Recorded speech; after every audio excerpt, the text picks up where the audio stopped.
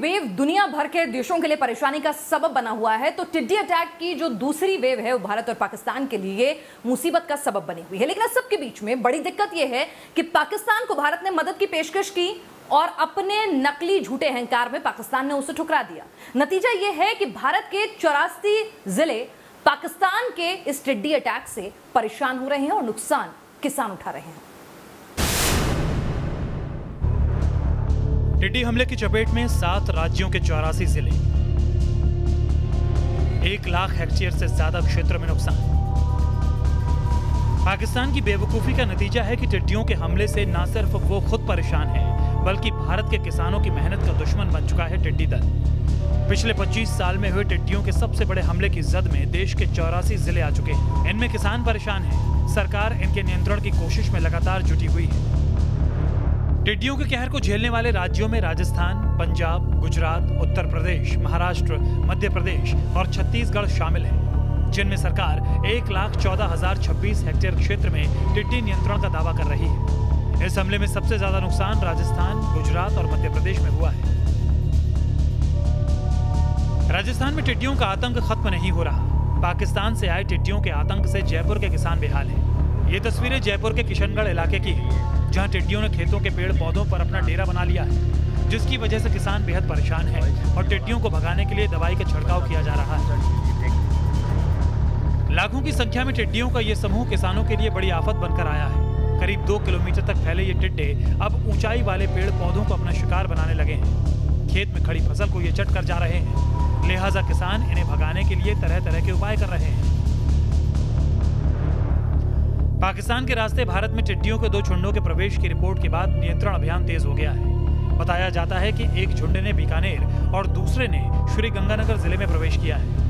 राज्यों के कृषि विभागों, स्थानीय प्रशासन और सीमा सुरक्षा बल यानी BSF की मदद से नियंत्रण कार्य चल रहा है। पाकिस्तान से आई टिड्डियों की सेकेंड वेव के लिए पाकिस्तान खुद जिम्मेदार है। टिड्डियों के प्रकोप से लड़ने के लिए और इस मसले पर चर्चा के लिए भारत ने तकनीकी स्तर की बैठक की प्रस्तावना पाकिस्तान को भेजी थी, लेकिन पाकिस्तान ने इस बैठक से ही इनकार कर दिया। भारतीय विदेश मंत्रालय का कहना है कि पाकिस्तान संवादहीनता का रवैया अपना रहा है, जबकि उसके अपने लोगों की खाद्य सुरक्षा को टिड्डियों से खतरा है। लेकिन पाकिस्तान हुकूमत की कुंद बुद्धि को अपनी बर्बादी की ही बात समझ नहीं आती। Team news nation. और आइए आपको दिखाते हैं किस तरह से दुनिया के मुल्कों में कोरोना की सेकेंड वेव जो है वो परेशान कर रही है। जर्मनी में जहां लोगों से भिड़ंत हुई पुलिस वालों की, वहीं स्पेन में लोग जो है मास्क नहीं लगा रहे हैं, जिसकी वजह से प्रशासन को काफी दिक्कतें आ रही हैं। न्यूजीलैंड जो एक वक्त पर कोरोना फ्री घोषित हो रहा था, वो भी दूसरी वेव से परेशान है और न्यूजीलैंड और कोरिया भी अब लॉकडाउन जैसी स्थिति अपने देश में दोबारा बहाल करने पर विचार कर रहे हैं इस सेकेंड वेव के चलते।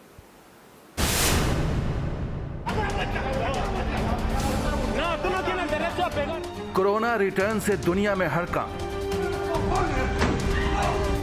स्पेन से लेकर जर्मनी तक बवाल, कोरिया से लेकर न्यूजीलैंड में मची खलबली। कोरोना महामारी से खौफजदा स्पेन की यह तस्वीर बताती है कि यहाँ कैसे हालात हैं। इस शख्स ने बिना मास्क के रेल की यात्रा तय करने की कोशिश की। नतीजा गार्ड ने स्टेशन की सीढ़ी से धक्का देकर उसे नीचे फेंक दिया।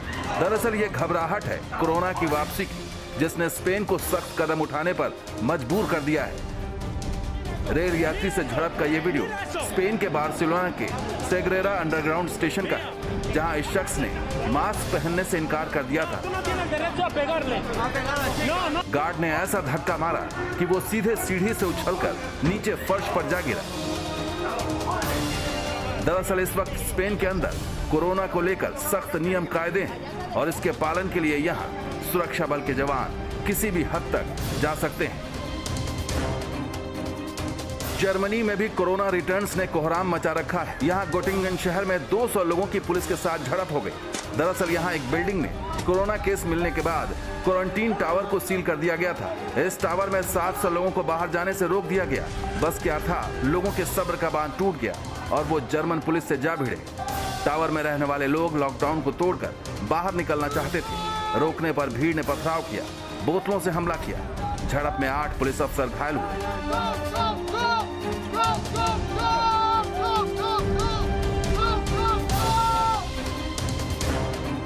उधर दक्षिण कोरिया में भी कोरोना के सेकेंड वेव से हड़कंप मचा हुआ है। यहाँ 17 नए केस मिलने के बाद स्वास्थ्य मंत्री ने देश में खतरनाक स्थिति को लेकर लोगों को आगाह किया है। सियोल के मेयर ने शहर में सख्त लॉकडाउन लागू करने की बात कही है। इस वक्त दक्षिण कोरिया में कुल 90 कोरोना केस हैं, लेकिन पिछले 24 घंटे में 17 नए केस ने यहाँ की सरकार की नींद उड़ा दी है। खुद को कोरोना फ्री कहने वाला न्यूजीलैंड भी इस वक्त डरा हुआ है। कोरोना के कुछ नए मामलों के सामने आने के बाद न्यूजीलैंड ने क्रूज शिप पर सख्त पाबंदी लगा दी है, जबकि क्वारंटीन को सख्ती से लागू करने का ऐलान कर दिया है। यानी सावधानी हटी, दुर्घटना घटी। इसलिए दुनिया के देशों ने मान लिया है कि कोरोना पर फिलहाल न तो वो ढील देंगे और न ही चैन से बैठेंगे। Team news nation. कोरोना का संक्रमण पूरी दुनिया में तेजी से फैल रहा है, लेकिन भारत में जिस तरह से इसके मामलों में लगातार इजाफा हो रहा है और 4 लाख को मामले पार कर गए हैं, उस सब के बीच में एक राहत देने वाली खबर आई है। देश की राजधानी दिल्ली में अगर कोरोना के मामले बढ़ रहे हैं तो उससे कहीं ज्यादा लोग एक दिन में ठीक होकर अपने घर जा रहे हैं। लेकिन चिंता मुंबई ने बढ़ा दी है, जहां 100 से ज्यादा कोरोना पॉजिटिव लोग जो हैं लापता हैं। अब बीएमसी मुंबई पुलिस की मदद ले रही है उन्हें ढूंढने के लिए। कोरोना से जूझती दिल्ली के लिए अच्छी खबर। संक्रमण से आगे निकली ठीक होने की संख्या। राजधानी दिल्ली में 24 घंटों के संक्रमण के आंकड़ों ने पिछले कई दिनों से चिंता में डाल रखा है। यह आंकड़ा 2,500 से 3,000 के बीच बना हुआ है, लेकिन पिछले 24 घंटे में दिल्ली के हालात बदलते दिख रहे हैं और इस महामारी की रफ्तार से ज्यादा ठीक होने की रफ्तार हो चुकी है। आंकड़ों पर गौर करें तो दिल्ली में 24 घंटे के दौरान 2909 लोग कोरोना टेस्ट में पॉजिटिव पाए गए, जबकि 58 लोगों की मौत हुई। लेकिन अच्छी बात यह है कि इन्हीं 24 घंटों के दौरान दिल्ली में 3,589 कोरोना रोगी स्वस्थ हुए हैं। दिल्ली सरकार के मुताबिक दिल्ली में कुल कोरोना संक्रमितों की संख्या 62,655 हो गई है। कोरोना से कुल 2,233 लोगों की मौत हुई है। 36,602 लोग स्वस्थ हुए हैं और 23,820 कोरोना संक्रमित एक्टिव रोगी हैं। इनमें से 12,922 कोरोना संक्रमित होम आइसोलेशन में अपना उपचार करवा रहे हैं। बढ़ते कोरोना संक्रमण के बीच दिल्ली में कोरोना कंटेनमेंट जोन की संख्या में भी इजाफा हुआ है और ये बढ़कर 262 हो चुकी है। उधर दिल्ली सरकार ने फैसला किया है कि होम आइसोलेशन में रह रहे कोरोना रोगियों को ऑक्सी पल्स मीटर मुहैया करवाया जाएगा। इस ऑक्सी पल्स मीटर से कोरोना रोगी अपने शरीर में ऑक्सीजन का स्तर माप सकेंगे। ऑक्सीजन की कमी होने पर दिल्ली सरकार कोरोना रोगियों को उनके घर पर ही ऑक्सीजन का सिलेंडर मुहैया करवाएगी। दिल्ली में कोरोना की जंग में कुछ अच्छी खबरें मिली तो वहीं मुंबई में 70 संक्रमित मरीजों के लापता होने की खबर के बाद बीएमसी के हाथ पांव फूलने लगे। बीएमसी ने अब लापता मरीजों की तलाश के लिए मुंबई पुलिस की मदद मांगी है। बीएमसी की दरख्वास्त पर मुंबई पुलिस ने जांच शुरू कर दी है। सभी 70 लोगों के कॉल डिटेल्स खंगाले जा रहे हैं। आपको बता दें कि इससे पहले भी बीएमसी अस्पतालों से कोरोना मरीजों की लाशों के गायब होने की खबरें सामने आ चुकी हैं। बीएमसी के रिकॉर्ड में लापता 70 कोरोना संक्रमित मरीज 3 महीने पहले से गायब हैं, जिनकी जानकारी न तो इनके परिवार वालों को है और न ही बीएमसी के पास है। ऐसे में लाख टके का सवाल यही है कि आखिर लापता मरीजों को जमीन खा गई या आसमान निगल गया। Team news nation. पूरी दुनिया कोरोना की दवाई या फिर उसका वैक्सीन इजाद करने में जुटी हुई है। हजारों अरबों रुपए खर्च हो रहे हैं, लेकिन इस सब के बीच में पतंजलि की ओर से यह दावा किया जा रहा है कि कोरोना का सफल इलाज आयुर्वेद में छिपा हुआ है। और आज बाबा रामदेव ने कोरोनिल नाम की यह दवा जो है बाजार में लॉन्च भी कर दी है। क्या है उनका दावा और कैसे काम करती है दवा, देखिए इस रिपोर्ट में।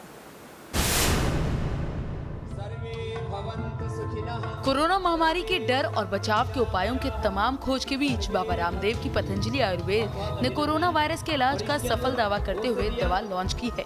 इस दवा को दिव्य कोरोनिल टैबलेट नाम दिया गया है। दिव्य कोरोनिल दवा की लॉन्चिंग में बाबा रामदेव ने कहा कि पतंजलि ने खतरनाक वायरस के इलाज के लिए इस आयुर्वेदिक दवा को तैयार किया है।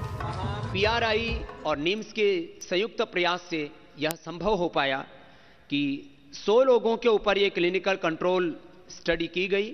95 रोगियों ने उसमें भाग लिया। सबसे बड़ी बात ये थी 3 दिन के अंदर 69% रोगी उसमें रिकवर हो गए, अर्थात पॉजिटिव से नेगेटिव हो गए।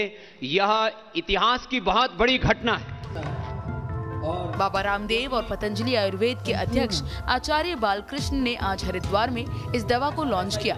उन्होंने बताया कि इस दवा का सेवन करने पर रोगी 5 से 14 दिनों के भीतर में ठीक हो जाता है। हम लोगों ने क्लिनिकल कंट्रोल ट्रायल में हम लोगों ने प्लेसिबो भी यूज़ किया। प्लेसिबो के अंदर में हम लोगों ने देखा कि दूसरे जिनको औषधियाँ नहीं दी गई वो नेगेटिव नहीं हुए, यानी कि जो नेगेटिव होने में 7 दिन के अंदर वो औषधि का ही प्रभाव था।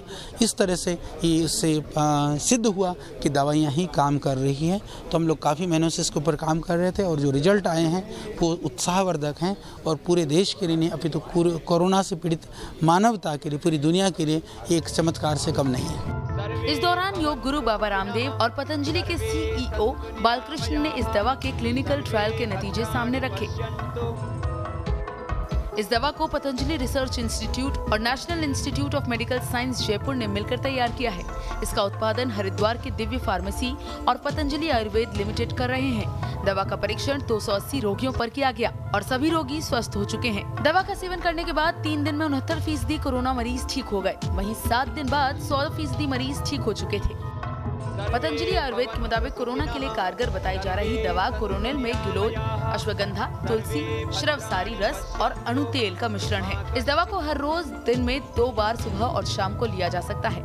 उम्मीद की जा रही है कि आयुर्वेद दवा के सामने आने से कोरोना महामारी और महामारी से फैल रहे डर को काबू करने में मदद मिलेगी। Team news nation.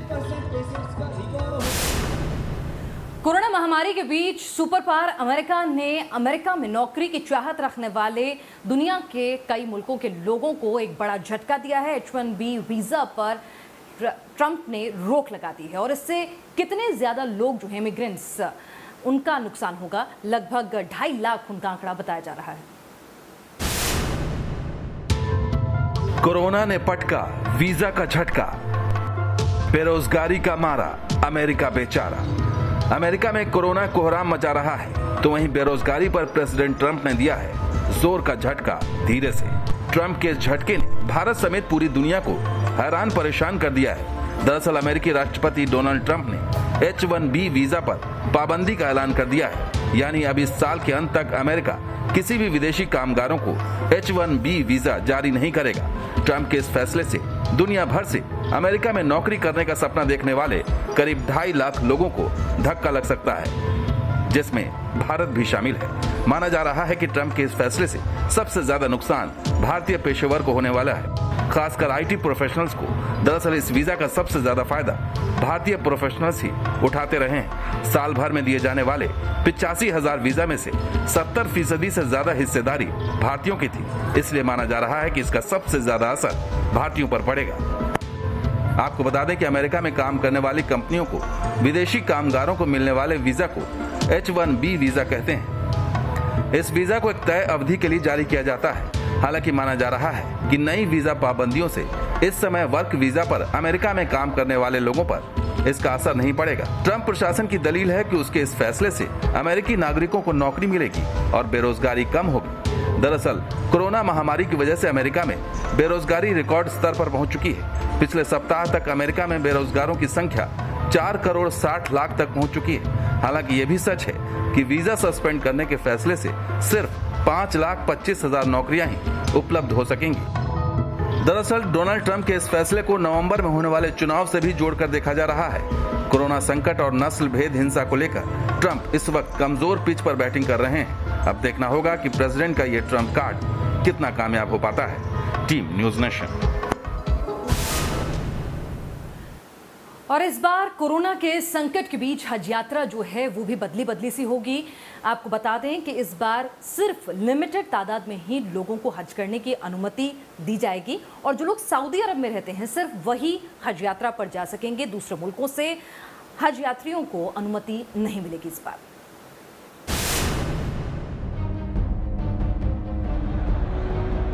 सऊदी अरब के मक्का में तवाफ करते हज यात्रियों का यह हुजूम इस बार सऊदी अरब में नहीं दिखेगा, क्योंकि कोरोना वायरस की नजर इस बार की हज यात्रा को लग गई है। गनीमत यह है कि हज यात्रा पर पूर्ण प्रतिबंध की बात से सऊदी अरब पीछे हट गया है और उसने कुछ शर्तों के साथ हज यात्रा की इजाजत दे दी है। लेकिन ये शर्तें इतनी कड़ी है कि सऊदी अरब के बाहर के लोग इस हज यात्रा में शामिल नहीं हो सकेंगे। सऊदी अरब की शर्तों के मुताबिक इस बार की हज यात्रा में सीमित संख्या में हज यात्री शामिल होंगे, किसी भी विदेशी को हज यात्रा की इजाजत नहीं दी जाएगी। सऊदी अरब में रह रहे नागरिकों को ही इसकी इजाजत मिलेगी। आमतौर पर दुनिया भर से हर साल हज यात्रा पर 20 लाख लोग शामिल होते हैं, लेकिन इस बार कोरोना के बड़े खतरे को देखते हुए सऊदी सरकार हज यात्रा पर पूर्ण प्रतिबंध लगाने का मन बना रही थी, लेकिन यात्रा से ऐन पहले सरकार ने अपना इरादा बदल दिया। ऐसे में सवाल यही है कि सऊदी सरकार ने हज यात्रा पर फैसला लेने में आखिर देर क्यों की? ये फैसला हज यात्रा से महज 5 सप्ताह पहले क्यों लिया गया? दरअसल सऊदी में कोरोना संक्रमण तेजी से बढ़ रहा है। अब तक कुल 1,23,000 मामले सामने आ चुके हैं, जबकि 932 लोगों की मौत हो चुकी है। सऊदी में कोरोना का पहला मामला 2 मार्च को आया था, लेकिन अप्रैल से लेकर जून तक ये संख्या लाख से ऊपर चली गई। जाहिर है कोरोना के इन्हीं आंकड़ों ने इस बार हज यात्रा को लेकर सऊदी सरकार को डरा दिया है। आपको बता दें कि सऊदी अरब ने अपनी स्थापना के 90 साल के अंदर कभी भी हज यात्रा को रद्द नहीं किया। सऊदी अरब का शाह परिवार कई पीढ़ियों से मक्का में आयोजित होने वाली हज यात्रा का संरक्षक भी रहा है, लेकिन इस बार कोरोना ने अरब की प्राचीन रिवायत को बदल डाली है। Team news nation. और आइए अब आपको अपडेट करते हैं सोशल मीडिया में क्या कुछ चल रहा है। देखते हैं आज का सोशल मीटर।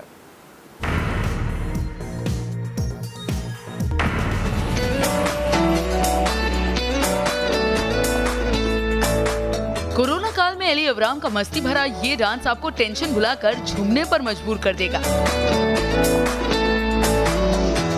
और अली के इस डांस का मकसद भी कुछ यही है। उन्होंने अपने डांस के साथ लोगों को यही एडवाइस दी है कि जब भी आप लो फील करें तो म्यूजिक ऑन करें और डांस करना शुरू कर दें, आप बेहतर फील करेंगे। Let's begin. Knees high, knees high, knees high, knees high, knees high, higher. Drive your arms. Lockdown period unlock होते ही अनिल कपूर भी फिटनेस मोड में लौट आए हैं।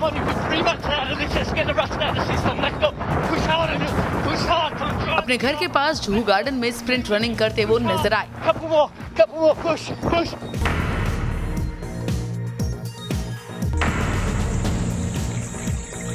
इन दिनों लॉकडाउन पीरियड में नवाजुद्दीन सिद्दीकी अपने गांव में खेती करके अपना टाइम पास कर रहे हैं।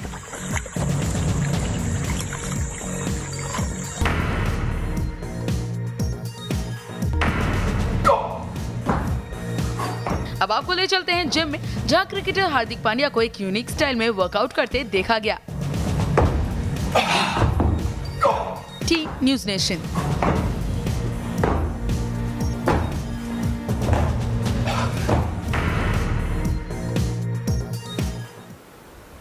और अब बात करते हैं देश की बड़ी बहस की, जिसमें हम अपने दर्शकों को मौका देते हैं देश की बहस के लिए मुद्दा चुनने का। आज भी हम अपने दर्शकों के सामने हमने 3 ऑप्शन रखे थे जिस मुद्दे पर वो चर्चा चाहते थे, देश की बहस चाहते थे। और इन 3 ऑप्शन पर सोशल मीडिया और हमारी ऐप के जरिए, व्हाट्सएप नंबर के जरिए आप लोगों ने वोटिंग करी और उसके बाद चुना देश का मुद्दा। और आज की बड़ी बहस के लिए आपने जो मुद्दा चुना है वो मुद्दा है जिसको 67.8% वोट मिले कि चीन का पीछे हटना भारत की जीत है। इसे 67.8% लोगों ने देश की बहस का मुद्दा बनाना चाहा, जबकि कोरोना पर पिछड़ती दिल्ली को 15.5% वोट मिले। वहीं H1B1 वीजा पर भारत को जो झटका लगा है उस पर चर्चा के लिए 16.7% वोट मिले। तो आज रात ठीक 8:30 बजे देखना मत भूलिएगा आपकी पसंद की बहस अपने चुने हुए मुद्दे पर दीपक चौरसिया के साथ।